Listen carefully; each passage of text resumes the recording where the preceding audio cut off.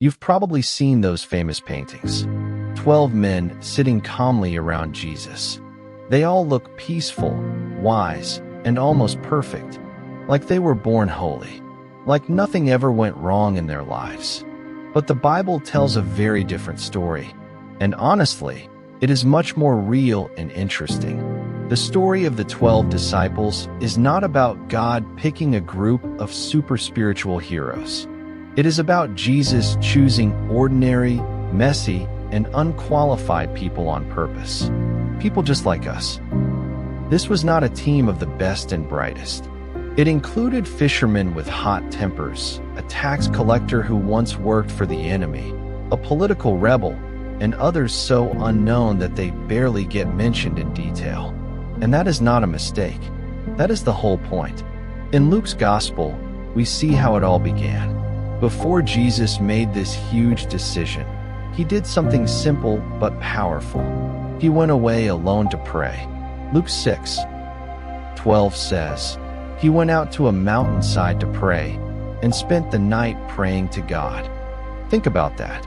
Before choosing the people who would change the world, Jesus spent the night in prayer. No noise, no crowd, just him and God. Then, when morning came, he called his followers together. From all of them, he chose 12. 12 is not a random number.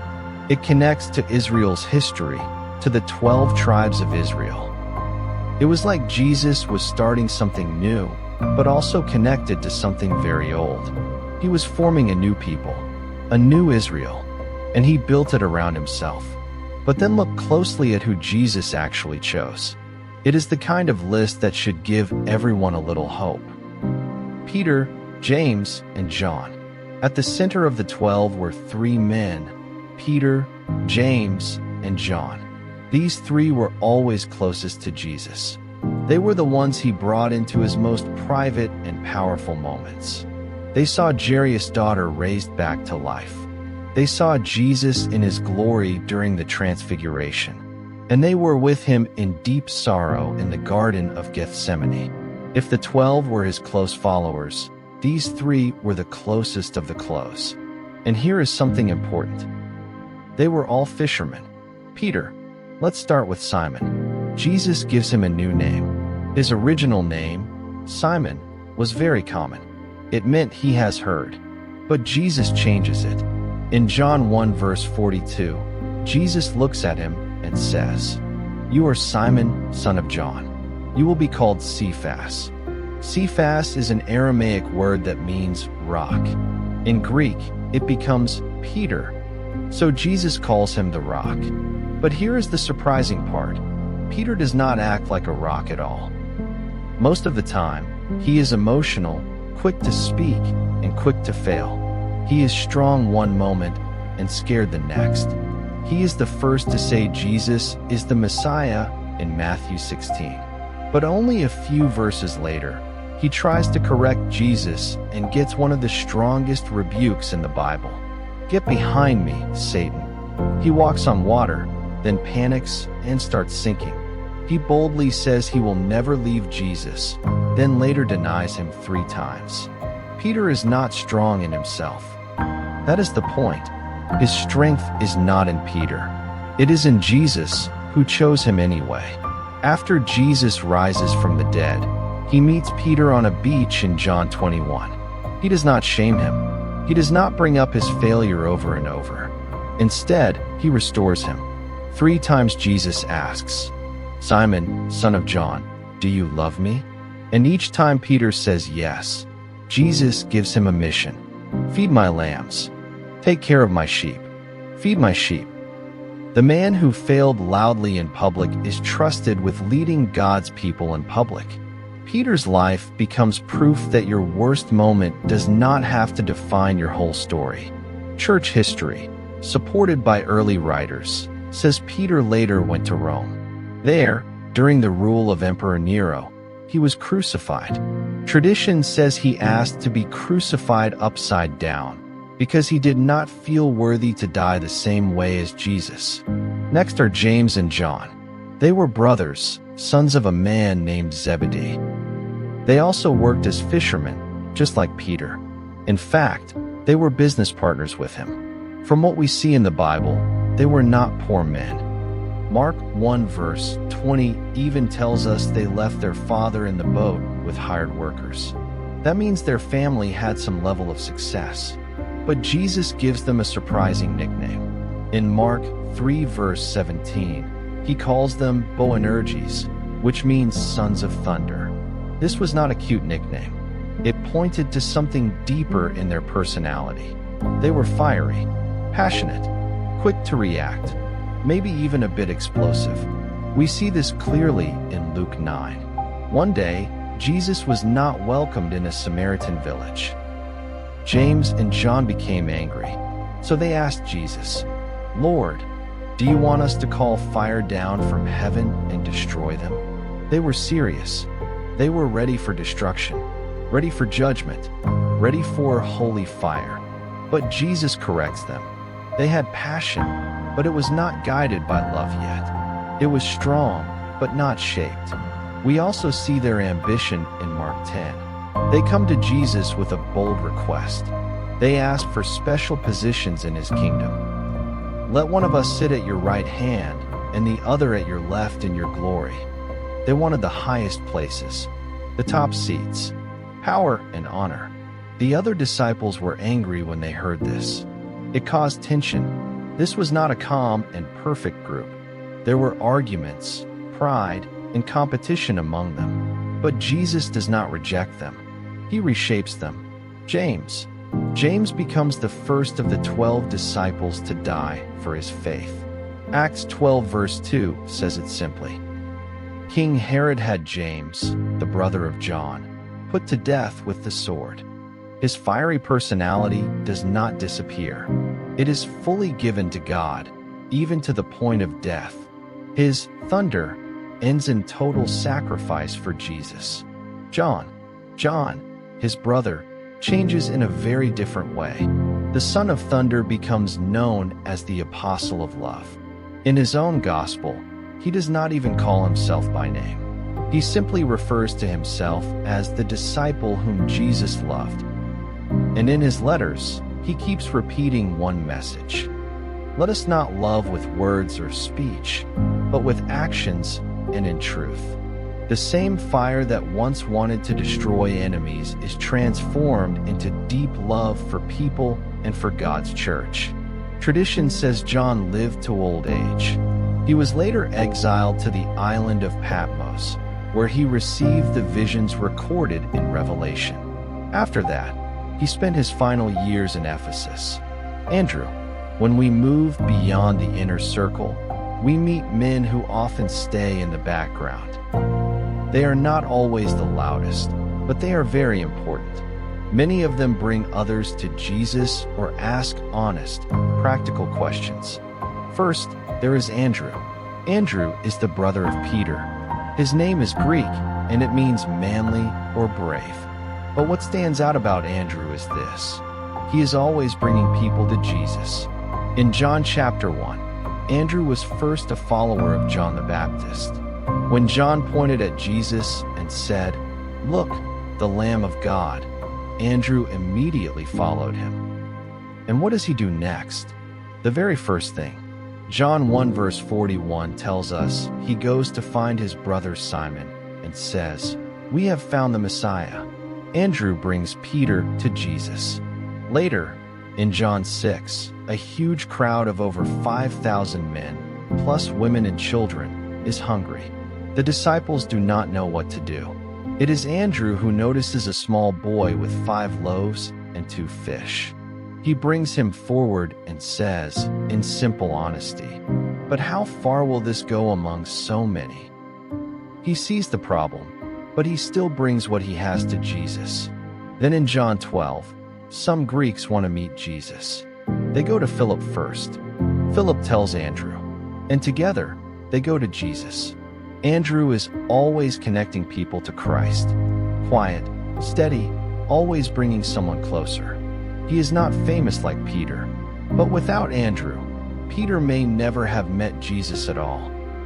Tradition says Andrew later preached in Scythia, near the area north of the Black Sea, and was crucified in Greece on an X-shaped cross. Next is Philip. Like Andrew and Peter, Philip was from Bethsaida.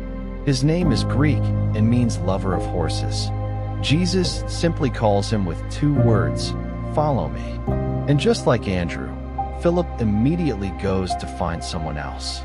He brings his friend Nathanael. Philip is very practical. He thinks in real-world terms. At the feeding of the 5,000, Jesus first tests Philip by asking, "Where shall we buy bread for all these people?" Philip immediately does the math. He replies that even half a year's wages would not be enough to feed everyone, even if each person only had a little. He sees the cost, the numbers, the limits, but he struggles to see the power of Jesus beyond those limits. Later, in the upper room after 3 years with Jesus, Philip still has questions. In John 14 verse 8 he says, "Lord, show us the Father, and that will be enough for us." Jesus responds gently, but clearly, "Don't you know me, Philip, even after I have been with you such a long time? Anyone who has seen me has seen the Father." Philip wanted something bigger, but Jesus points him back to what was already in front of him. Tradition says Philip later preached in Phrygia, modern-day Turkey, and was martyred there. Bartholomew, Nathanael. Philip's friend is Bartholomew, who is very likely the same man called Nathanael in John's Gospel. Bartholomew is not a personal name, but a family name meaning son of Ptolemy. Nathanael means God has given. Most Bible scholars believe they are the same person because the names always appear linked together in the lists, and John's Gospel shows Philip bringing Nathanael to Jesus. Nathanael is first introduced as a man full of doubt. When Philip tells him, "We have found the one Moses wrote about, Jesus of Nazareth," Nathanael responds with sarcasm, "Nazareth? Can anything good come from there?" He is skeptical, maybe even judgmental. But Philip does not argue. He simply says, "Come and see." So Nathanael comes, and Jesus greets him with a surprising statement. "Here truly is an Israelite in whom there is no deceit." John 1 verse 47. Jesus sees past his doubts and notices his honest heart. Nathanael is shocked. He asks, "How do you know me?" Jesus answers, "I saw you while you were still under the fig tree before Philip called you." The fig tree was often a quiet place where people prayed or studied scripture. Something personal and private had happened there between Nathanael and God, and Jesus saw it. In that moment, everything changes. Nathanael's doubt disappears, and he makes a powerful confession. "Rabbi, you are the Son of God. You are the King of Israel." John 1 verse 49. He goes from skeptic to believer in a single meeting with Jesus. Tradition says Nathanael later preached in distant lands, possibly even India, and was eventually martyred for his faith. Then there is Thomas. His name, Toma in Aramaic, simply means twin. In Greek, it is Didymus, which also means twin.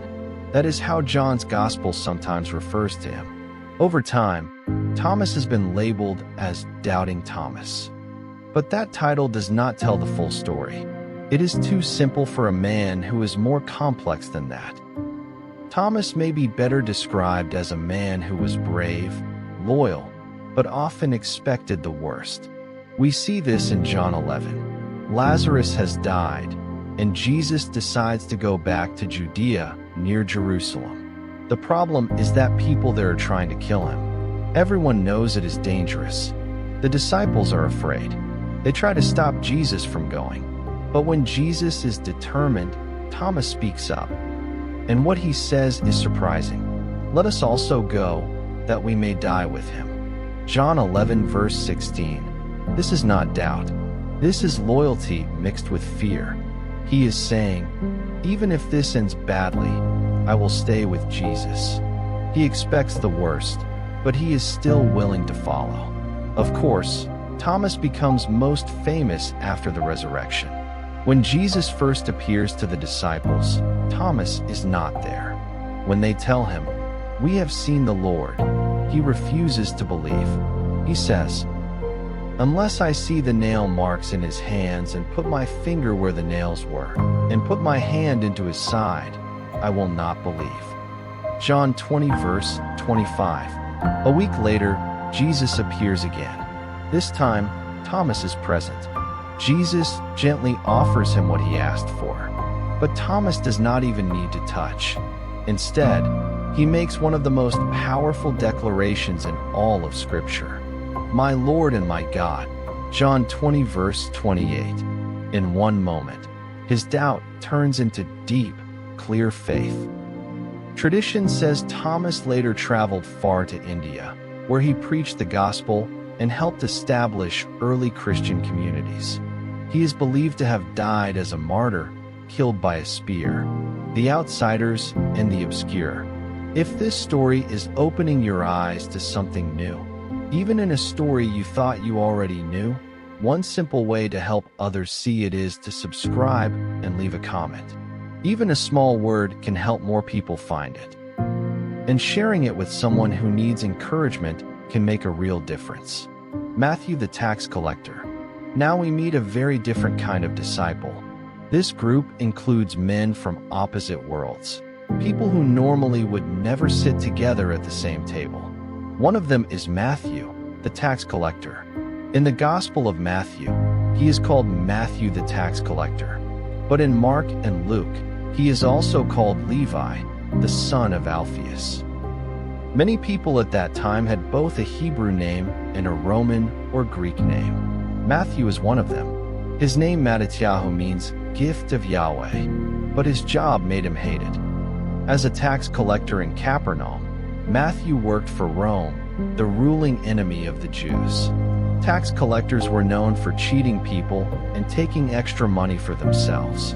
Because of this, they were seen as traitors and sinners. He was rich, but rejected. Then Jesus walks up to his tax booth, and he says two words, "Follow me." Matthew 9 verse 9 says, Matthew got up and followed him.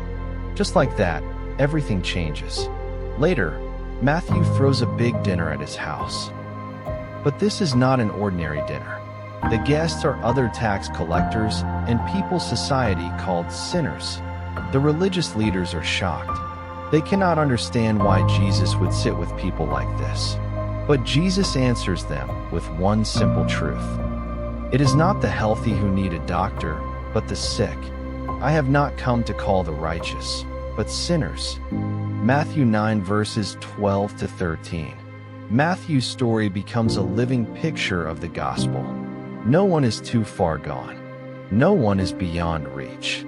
Tradition says Matthew later preached in places like Persia and Ethiopia, sharing the message of Jesus far beyond Israel. Next is Simon the Zealot. In Matthew and Mark, he is called a Canaanite, but that does not mean he came from the land of Canaan. It is likely a translation of an Aramaic word that means zealous one. Luke makes it clearer by calling him Simon, who was called the Zealot. The Zealots were not just passionate people. They were part of a political movement in first century Israel. They strongly opposed Roman rule. They believed God's people should fight back and take their land by force. Some of the more extreme zealots were even violent. A few groups, like the Sicarii, carried hidden knives and attacked Roman soldiers or anyone they saw as a traitor. Now think about this group Jesus is building. Jesus calls Matthew, a man who worked for Rome as a tax collector. And he also calls Simon, a man who likely would have seen people like Matthew as traitors who deserved death. And then Jesus puts both of them in the same small group of disciples and tells them to love each other. That alone is powerful. It shows that being part of Jesus' kingdom is bigger than politics, anger, or personal history. It breaks barriers that normally keep people apart. Simon's life shows something important. Jesus was not leading the kind of revolution Simon expected. It was not about fighting Rome. It was about changing the human heart. Tradition says Simon later preached in Persia and was killed for his faith. The obscure disciples. Then there are the disciples we barely hear about at all. Some of them are so quiet in the Bible that we almost miss them completely. One of them is James, the son of Alphaeus. He is listed among the 12 in the Gospels, and that is almost all we are told.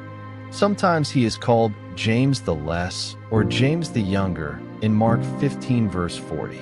This may have been to distinguish him from James, the son of Zebedee, who was more well known. Some scholars think he may have been related to Matthew because Matthew is also called a son of Alphaeus in Mark's Gospel. But the Bible never clearly confirms this. And maybe that silence is part of the lesson. You do not have to be famous to be faithful. You do not need attention from the world to matter in God's story. Revelation 21 verse 14 reminds us that the names of the 12 apostles are written in the foundation of the New Jerusalem. Even those we barely hear about are remembered forever. Thaddeus. Finally, there is Thaddeus. This is one of the most confusing names among the disciples. In Matthew and Mark, he is called Thaddeus. Some manuscripts even call him Lebbaeus, whose surname was Thaddeus. But in Luke and Acts, the same place in the list is taken by someone called Judas, son of James. Most scholars believe these are two names for the same person. Thaddeus may come from an Aramaic word meaning heart or courage. Judas comes from the Hebrew Yehuda, meaning praise. We hear almost nothing from him in the Gospels, but there is one important moment. In John 14 verse 22, during Jesus' teaching in the upper room, this Judas, not Judas Iscariot, asks a question. Lord, why are you going to show yourself to us and not to the world? It is an honest question, a real question. If Jesus is the Messiah, why not reveal himself in power to everyone at once? Jesus answers in a deep and simple way. He explains that God does not reveal himself through public displays alone. He reveals himself personally to those who love him and obey him. God makes his home with people who open their hearts to him. And in that one quiet question, Thaddeus helps reveal one of the deepest truths in the Bible. God is not only seen in crowds and miracles, but also in the quiet relationship with those who love him.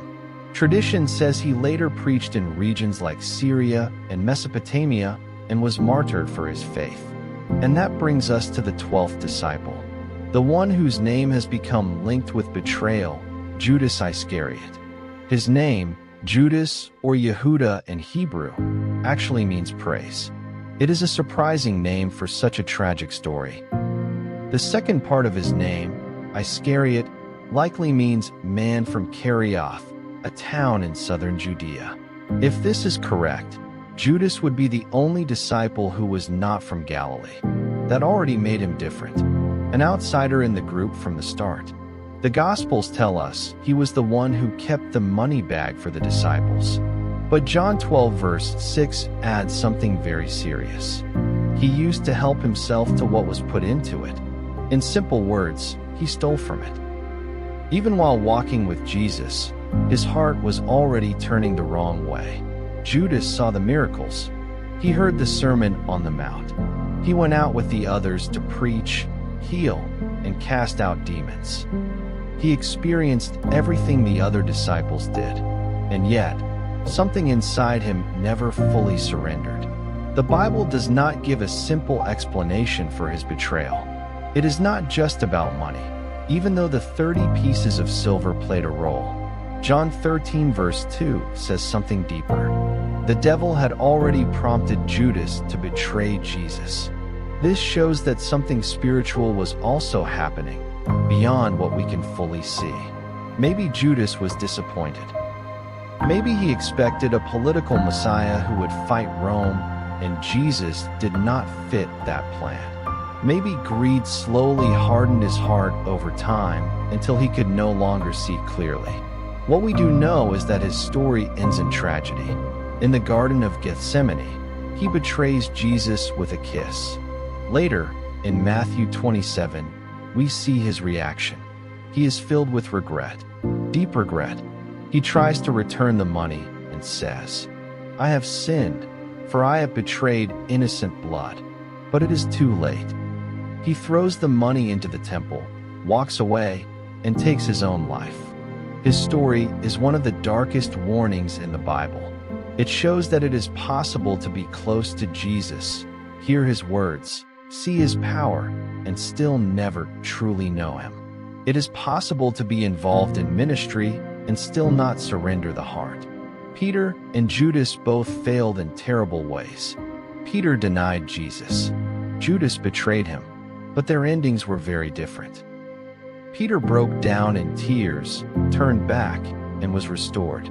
Judas was filled with regret, but his sorrow led him into despair instead of back to Jesus, the one who was still willing to forgive even at the cross.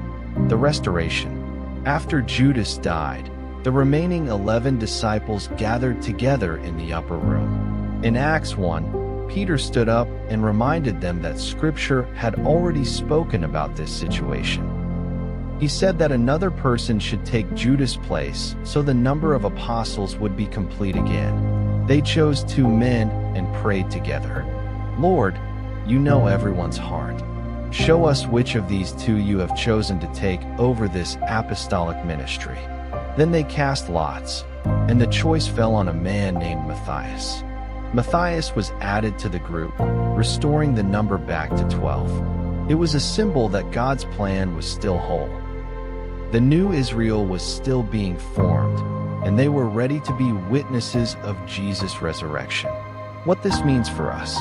So what does this strange mix of fishermen, tax collectors, skeptics, and rebels teach us today? It tells us 3 simple but powerful truths. 1. God's call is not based on qualification. First, God does not choose people because they are already perfect or qualified. If that were the case, none of the disciples would have been chosen. They were impulsive, proud, doubtful, and often confused. Yet Jesus still called them. Jesus did not choose the qualified. He qualified the ones he chose. He saw not only who they were, but who they could become through his grace.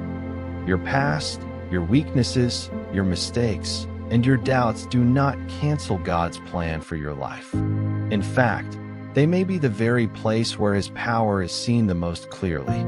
Transformation is a process. Second, walking with Jesus is a journey of change. It does not happen overnight. It takes time. The son of thunder becomes a man of love. The fearful denier becomes a rock of faith. The skeptic becomes a bold believer. Being a disciple is not about being perfect from the start. It is about being changed over time. Slowly, deeply, sometimes painfully, God takes raw, broken, selfish hearts and reshapes them into something new. Unity over division. And maybe the most surprising lesson is this. The group Jesus chose would never have naturally chosen each other. A tax collector and a zealot. Fishermen with big dreams. Quiet, unknown men. Bold, outspoken leaders. They argued. They misunderstood Jesus. They even competed with each other. But after the cross, after the resurrection, and after the Holy Spirit came at Pentecost, everything changed. They became one in purpose. Their love for Jesus became stronger than their differences.